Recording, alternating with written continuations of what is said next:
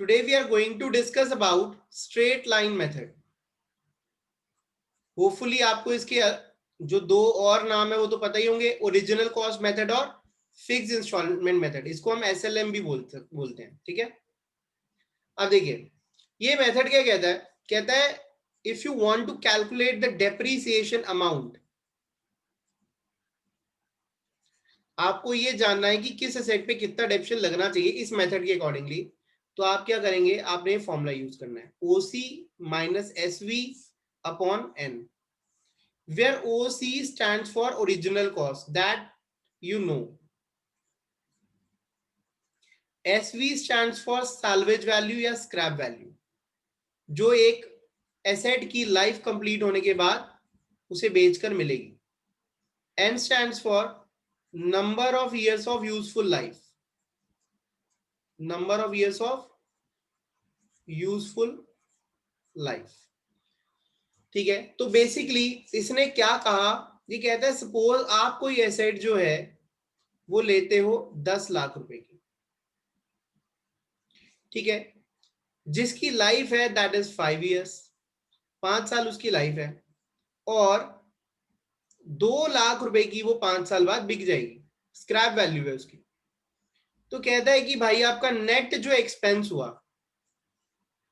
ठीक है, जो नेट एक्सपेंस हुआ वो कितना हुआ, ओरिजिनल कॉस्ट कितनी हुई 10 लाख, जिसमें से 2 लाख रुपए तो रिकवरेबल है, तो आपका नेट एक्सपेंस हुआ 8 लाख. इसको आप 5 सालों में डिवाइड कर दो, वही डेप्रीसिएशन है.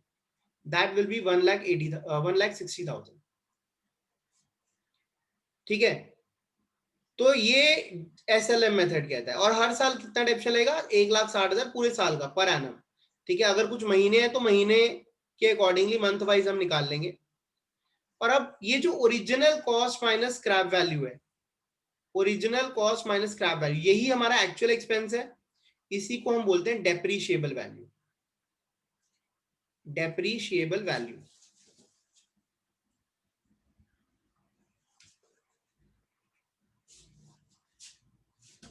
ठीक है. इसमें कोई डाउट है तो पूछ लो. अब देखिए मेरी एसेट की कॉस्ट क्या थी, 10 लाख रुपए. ठीक है. ये ओरिजिनल कॉस्ट थी. मैंने पहले साल फर्स्ट ईयर इस पर डेप्रीसिएशन चार्ज करा 1,60,000. एसेट की रिटर्न डाउन वैल्यू क्या आ गई, 8,40,000. ठीक है. अगले साल मैंने सेकेंड ईयर का डेप्रीसिएशन चार्ज करा 1,60,000. इसकी रिटर्न ऑन वैल्यू कितनी आ जाएगी, 6,80,000. 2 साल बाद. थर्ड ईयर जब मैं इसका डेप्रीसिएशन चार्ज करूंगा 1,60,000, तो इसकी वैल्यू क्या रह जाएगी, 5,20,000. हाँ जी. इसके बाद फोर्थ ईयर में आप डेप्रीसिएशन लगाएं, ये जो रिटर्न ऑन वैल्यू आई है, फोर्थ ईयर डेप्रिसिएशन लगा 1,60,000, ये वैल्यू रह जाएगी 3,60,000. ठीक है. इसके बाद ये रिटर्न ऑन वैल्यू आ गई. अब फिफ्थ ईयर का आप डेप्रीसिएशन लगाएंगे 1,60,000. अब आप ध्यान से देखिए, इसकी लाइफ कंप्लीट हो गई है और उसके बाद उसकी रेसिडुअल वैल्यू, मतलब जितना एक्सपेंस था हम वो बुक कर चुके हैं, वो रिकॉर्ड कर चुके हैं. हम अपनी एसेट का यूज कर चुके हैं पूरा 5 साल तक, और उससे 1,60,000 करके हम पर एनम उसको डेप्रिशिएट कर चुके हैं. अब वो उसकी रेसिडुअल वैल्यू दिखा रहे हैं जो हमारी एस्टिमेशन थी. ठीक है. ये उसकी स्क्रैप वैल्यू आ गई. अब होगा क्या, ये 2 लाख की बिक जाएगी. ये ज्यादा की भी बिक सकती है और कम की भी. ठीक है. वो सिचुएशन पे डिपेंड करता है. अगर ज्यादा भी बिक जाए तो प्रॉफिट है. हम यही मान के चलेंगे कि भाई हमारा 2 लाख से ऊपर अगर बिक रही है तो हमारा प्रॉफिट हो रहा है, और अगर 2 लाख से नीचे बिक रही है तो हमारा नुकसान हो रहा है. ठीक है. इसको आप नोट करो, फिर हम आगे चलते हैं.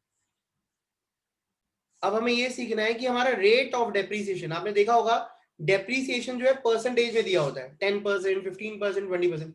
वो रेट कैसे निकलता है, दैट इज वेरी सिंपल. अगर आपको रेट ऑफ डेप्रीसिएशन निकालना है, ठीक है, अब आप इसको फॉर्मूला समझो या लॉजिक, वो आपके ऊपर है. Rate of depreciation is equal to depreciation का अमाउंट ले लो,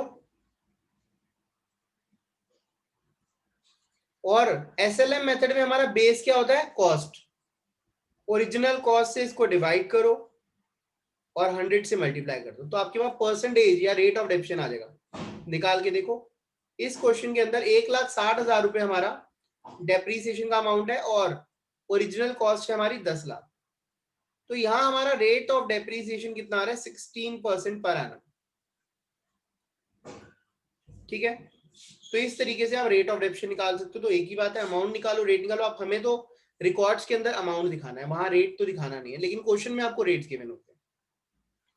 ये से नोट करो, फिर हम आगे चलते हैं। अब मैं आपको एक बार जर्नल एंट्री सारी रिवाइज कराने वाला हूं, ध्यान से समझेंगे। हमने जर्नल एंट्रीज क्या क्या सीखी इस चैप्टर के अंदर, नई बातें क्या थी? वैसे नया कुछ भी नहीं था। सबसे पहले हमने ये सीखा कि जब हम कोई एसेट खरीदते हैं, परचेज ऑफ एसेट, तो उसकी एंट्री क्या होती है? Asset account debit to bank account. ठीक है, पूरा अच्छे से नहीं लिख रहा मैं, मुझे पता है, सिर्फ आपको समझाना ही हम पहले कर चुके हैं। इसके बाद अब उस एसेट पर हमने कोई डेप्रीसिएशन चार्ज करा, चार्जिंग डेप्रीसिएशन, तो उसकी एंट्री क्या होती है? डेप्रीसिएशन एक खर्चा है जो डेबिट हो जाता है, और उसका इफेक्ट क्या आता है? उसका इफेक्ट आता है एसेट की वैल्यू कम हो जाती है।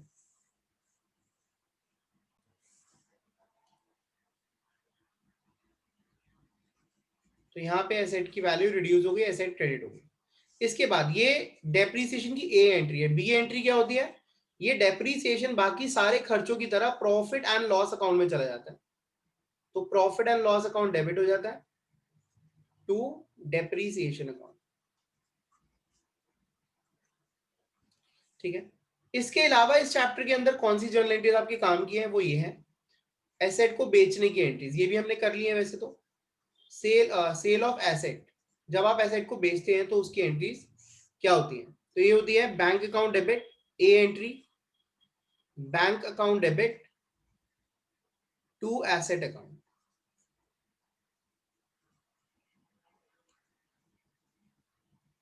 और बी एंट्री, बी एंट्री होती है उस एसेट पर अगर प्रॉफिट हो रहा है या लॉस हो रहा है तो ये एंट्रीज होंगी।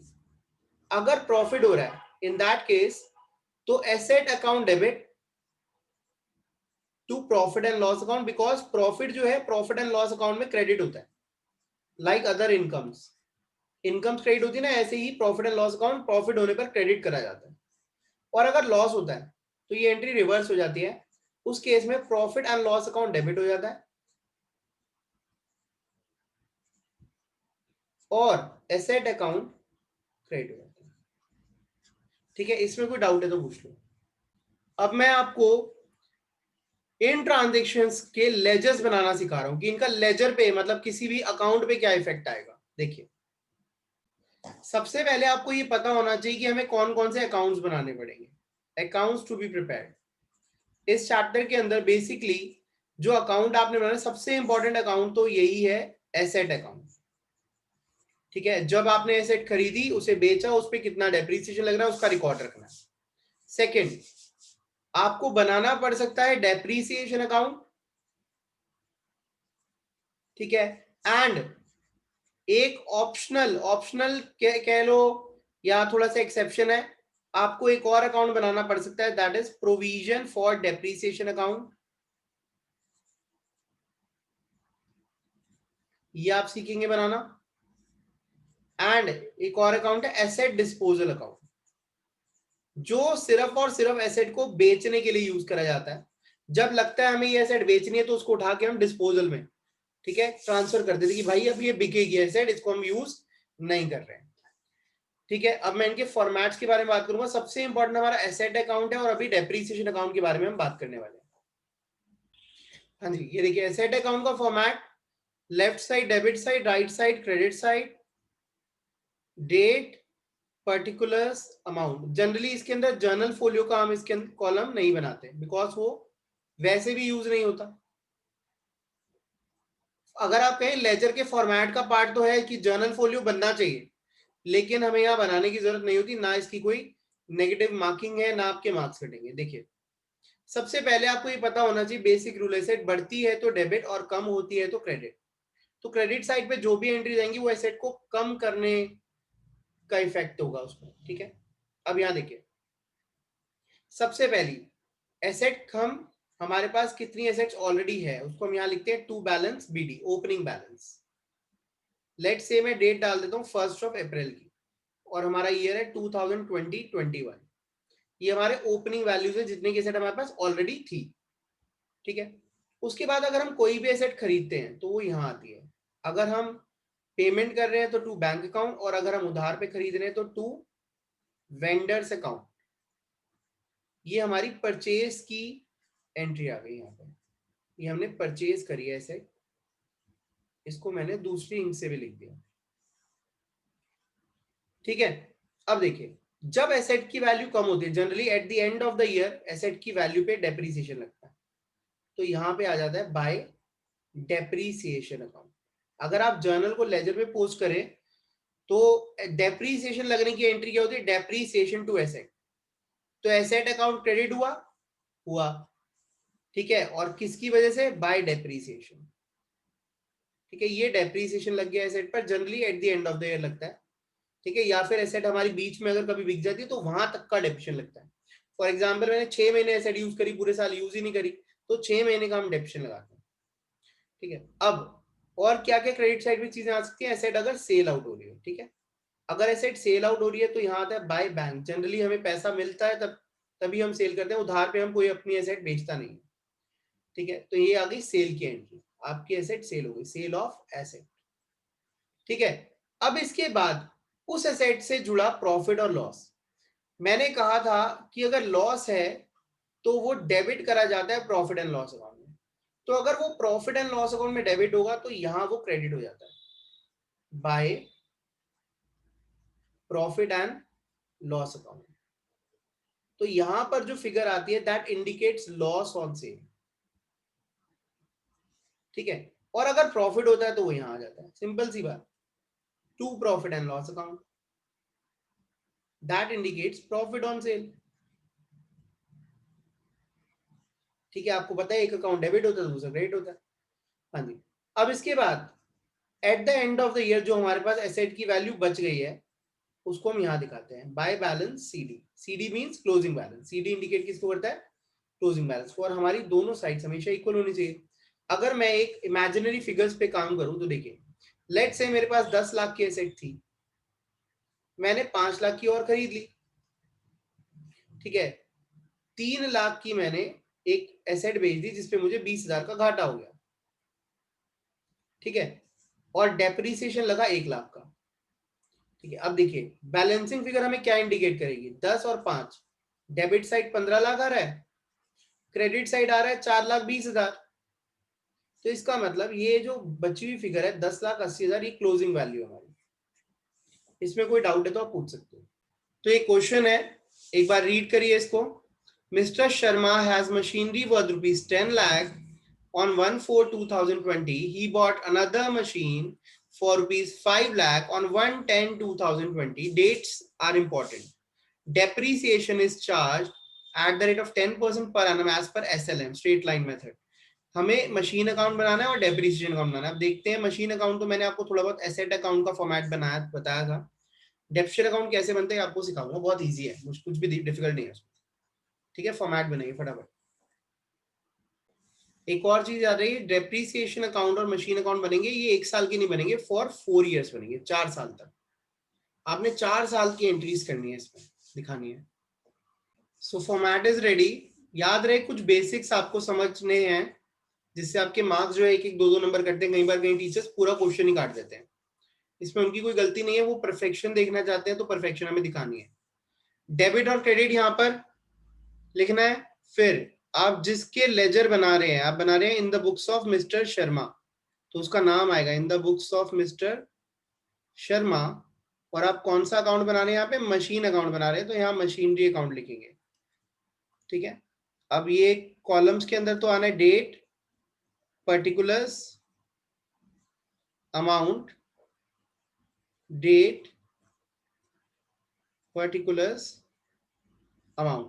So let's start with the information. जब भी आप इस तरीके के क्वेश्चन सॉल्व करें तो आप आदत बना लें कि डेट वाइज एक सीक्वेंस बना लें, किस दिन क्या हुआ था। ठीक है, दिमाग में तो याद नहीं रख पाएंगे, मुश्किल होगा, तो आप ऐसे लिखे 1/4/2020, मेरे पास एक 10 लाख की एसेट थी, ठीक है, 1/10/2020 मैंने एक न्यू एसेट 5 लाख की खरीदी। 10% ऑप्शन लगाना है मुझे 4 साल। पूरे क्वेश्चन को हमने इन कुछ चीजों में समझ लिया अच्छे से, अब हमें बार बार क्वेश्चन नहीं देखना पड़ेगा।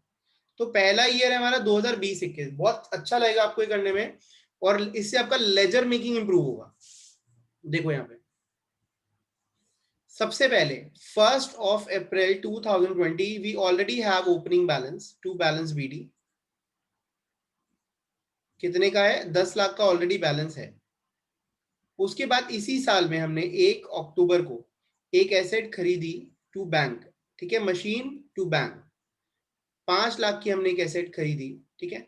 अब करना क्या है, और कुछ तो हुआ नहीं पूरा साल, तो अब आपने at the end of the year इस पे डेप्रीसिएशन लगाना है। अब डेप्रीसिएशन कैसे लगेगा? बाय डेप्रीसिएशन, इसकी एसेट की वैल्यू कम होगी ना। अब देखिए, अब यहाँ पे दुविधा है, क्या दुविधा है? देखिए ये दो कैटेगरीज की मशीन है, एक है ओल्ड और दूसरी है न्यू, ठीक है। तो आपको डेप्रीसिएशन जो लगाना है वो देखिए, ये एसेट जो है 1 अप्रैल को आपके पास थी और 31 मार्च तक इस पे पूरे 12 महीने हो जाते हैं।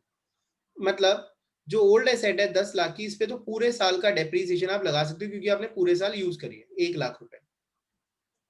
तो आपने इस पे 1 लाख रुपए डेप्रीसिएशन की वैल्यू लगाई। अब जब 10 लाख की चीज पर आप 1 लाख डेप्रीसिएशन लगा दोगे, तो उसका जो क्लोजिंग वैल्यू है, उसका क्लोजिंग बैलेंस आएगा, वो कितना आएगा?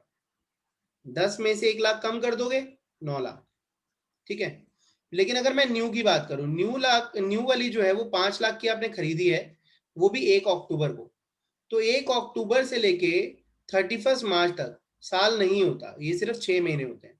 तो आप 5 लाख पर जो 10% लगाएंगे वो 6 मंथ का लगाएंगे, तो 6 मंथ का लगाने के लिए 6/12 करेंगे, तो ये आ जाएगा 25,000,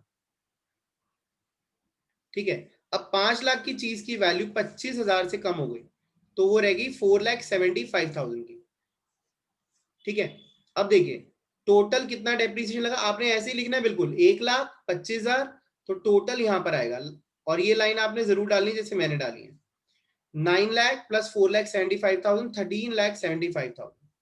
अब आप ऐसा करिए, दोनों साइड्स का टोटल करिए, आपको बैलेंसिंग की जरूरत ही नहीं पड़ेगी, आपका टोटल मैच कर जाएगा, क्योंकि अल्टीमेटली हमने वही चीजें करी हैं, हमने बैलेंसिंग कर दी, लेकिन थोड़ा लॉजिकल वे में। 15 लाख ये भी आ रहा है और 15 लाख ये भी आ रहा है, ठीक है। इसमें कोई डाउट है तो आप पूछ लो। किसी को तो समझ आया? मैं तो सोच रहा था, मैं पता नहीं क्या कहानियां बुझा रहा हूँ। हाँ जी, देखिए 2021-22 के लेजर बनाने, हमने 4 साल के बनाने ना, अभी तो 1 ही साल हुआ है।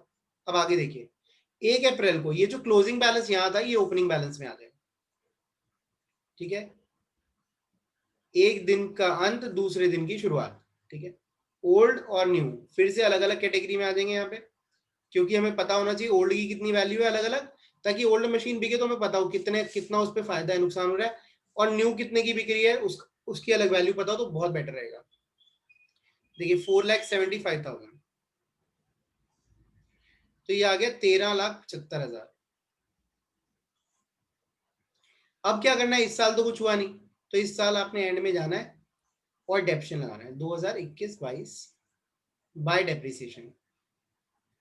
अब यहाँ पे कंफ्यूजन होती है किस वैल्यू को बेस लें, तो यहाँ पे आपको ध्यान रखना है कि ओल्ड की जो कॉस्ट है वो है 10 लाख,